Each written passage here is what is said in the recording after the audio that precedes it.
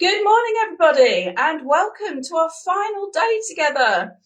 This is day 3 of the Navigating Neurodivergence 3-day challenge and masterclass. And today is our last day. I can't quite believe where the time has gone this week. But thank you for your engagement over the last few days. Thank you for being here with me and taking part in these tasks. And what's been really lovely over the last 24 hours in particular is not only that we've had people in the group sharing their experience of the task, so trying out the accept, explain, reframe technique to support emotional safety.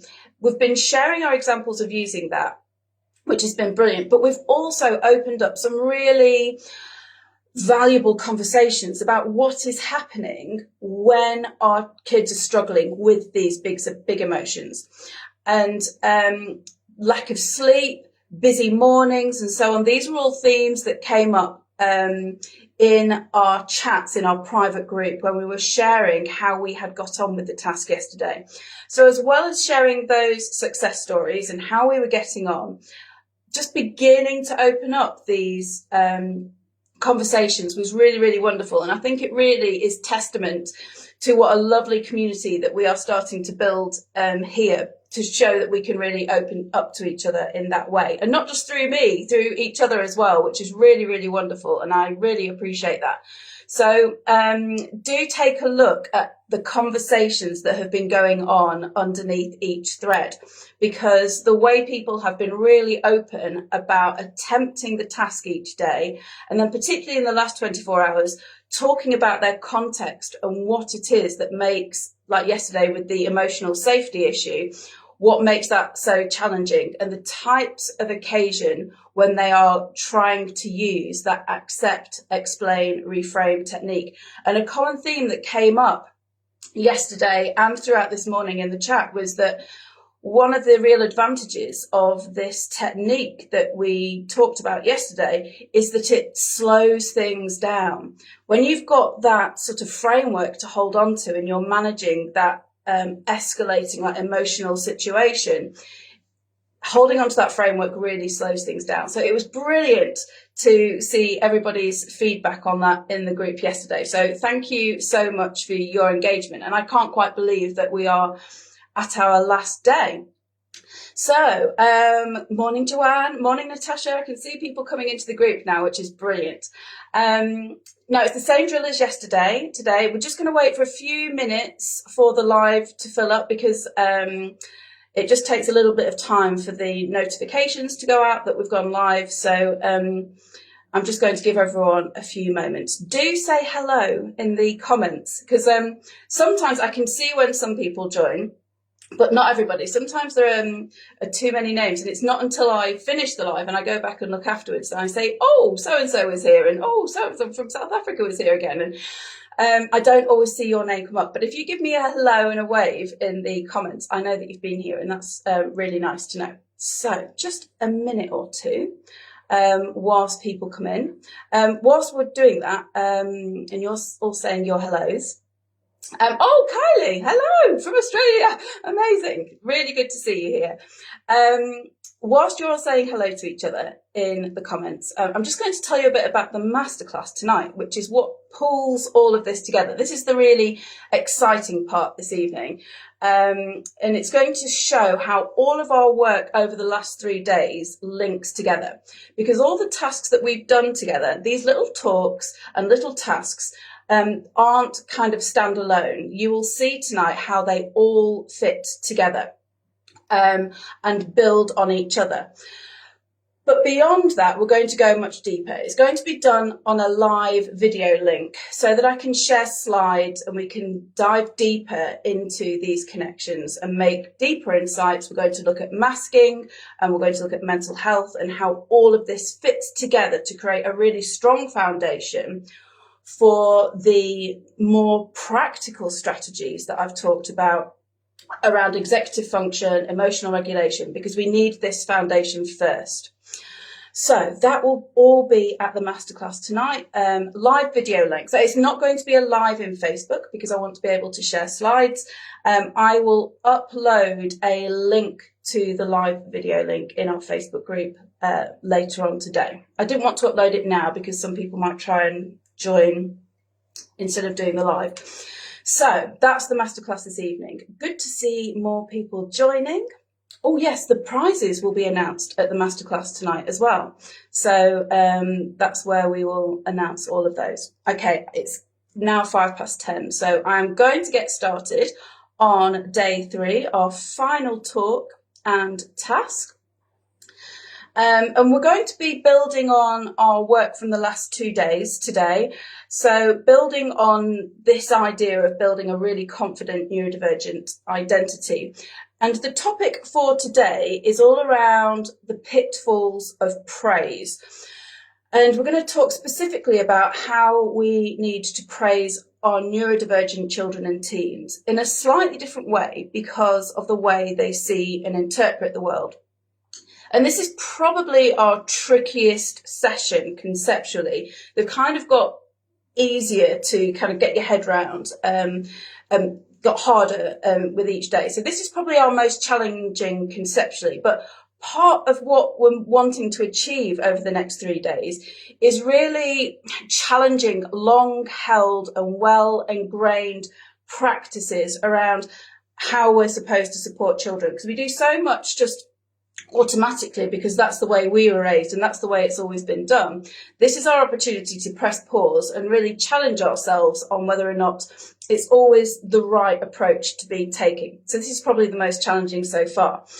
Now I learned about the pitfalls of praise or the potential issues around praise way back when I did my teacher training.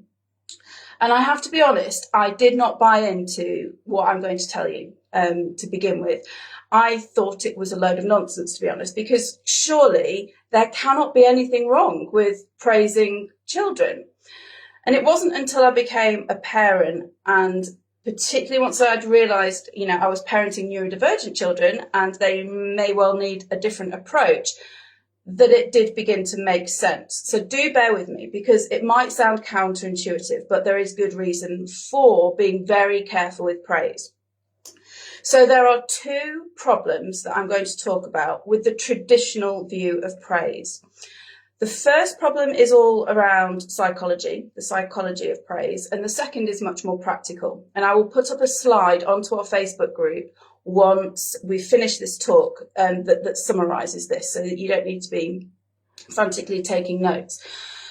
But this is particularly important for neurodivergent children because, generally speaking, they are corrected and criticised more than their neurotypical peers. And Alex Partridge, who runs the ADHD Chatter podcast, loves to quote the research that by the age of 12, an ADHD child by the age of 12 has received 20,000 more criticisms than their neurotypical peers.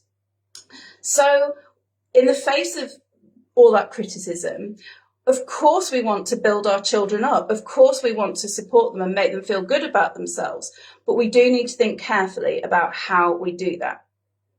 So psychologically, some types of praise can unintentionally condition children, unintentionally, none of us mean to do this, but unintentionally condition children into believing that their self-worth comes from pleasing us or performing for us. And this can lead to insecurity further down the line and ultimately people-pleasing habits further down the line. Because if they're constantly hearing, good girl, clever boy, I'm so proud of you, they start to link your approval with their behaving a certain way or showing up or presenting themselves in a certain way. And over time, that can create the sense that I only feel good about myself when someone is telling me. And that's what we want to avoid. Now, it may be normal. It is normal to some degree to feel good when people praise us and people say nice things to us, of course. But we just need to be careful that we don't ingrain this people-pleasing need in our children without even realising it. So as I said, it's just about pressing pause and challenging ourselves and thinking about how we praise. And I will come on to what we need to do instead in a moment. Now, it is worth mentioning that this is particularly relevant for neurodivergent children. This applies to all children, the way we praise, and not wanting them to become insecure people pleasers, but particularly for neurodivergent children who are generally more insecure anyway, because they are having to show up in the world as a minority and feeling different. So that's the psychology issue around traditional praise. But the second issue with praise is much more practical, because generic praise is not actually that satisfying in the long term. So just saying, oh, good job and you're clever and well done is vague. They don't actually know what they did that was good, that they ought to repeat or build on or be proud of in themselves. It's too generic for them to have something to hold on to take inside. So what works much better is specific observations, being as specific as possible. So my middle child, for example, plays the guitar, and instead of just saying to him, oh, you're amazing, Bertie, I will try to be specific and say, oh, I've really noticed how the clarity of your tone is much more precise. It's much less woolly than it was. And he loves that because he feels seen and noticed and like I'm really paying attention. And he also knows what he's doing that's good about his guitar practice that he needs to build on more of. So he understands why he's getting that praise. And this kind of observational praise builds real confidence in themselves rather than just waiting for someone to pat you on the back. So those are the two issues with traditional praise. And hopefully that makes sense, because a lot of people really struggle with the idea that praise is not a good thing. It's not that it's not a good thing. We just need to be really careful how we do it. So your task for today is just to notice. Just notice how you naturally praise your child. If we're honest with ourselves, is it quite generic or is it quite approval based? And there's no judgment here, because I know I still do this. I make a real conscious effort to be more specific, but it's so ingrained in us, it is natural. So there's no judgment, we all do it.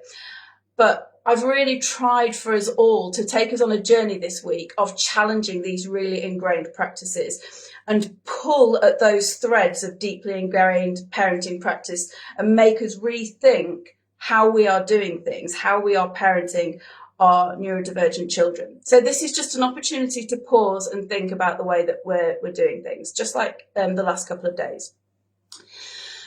But once you've paused and you've noticed how you are praising your children, have a think then about how you can make it more specific and empowering. So perhaps shift towards something that's more specific, something that is focused on their effort that they're putting in, something that to do with the choices they're making in life, something to do with the progress they're making, anything that makes it more specific, because we are not stopping praise here. We're just being more intentional so that our children can build this inner sense of self-worth rather than relying on it being like external approval. So that is our final task, and I will be in the group as usual throughout the day, responding to how you get on with this whole praise idea. It might be in the group that you reflect on how you normally praise, how you might like to change that. It might be, as we've had in the last couple of days, where things have come up in the moment and you've actually practiced it in the moment today. So if that's the case as well, I would love to hear that. And then we can all share, as we have been doing, on what we think of those examples that we come up with. So I will be around in the group to answer questions, give feedback, and support us all along our way in just getting our head around this different way of praising. And then tonight, if you can join me, I will be doing the free masterclass that summarises all of our learning over the last 3 days and explains how they all link together. And then how issues like masking and neurodivergent mental health also impact each of these. And I will explain then how that foundation will help children with better confidence, better self-awareness, will help them access the sorts of strategies that they need around executive function, emotional regulation, the kind of strategies that I support in my ADHD and autism coaching, and also the kind of strategies around routines as well that I talk about with parents in parent programs. So we will be talking about how this foundation gets you ready for strategies that actually work. So it would be great if we could see you in the masterclass this evening as well.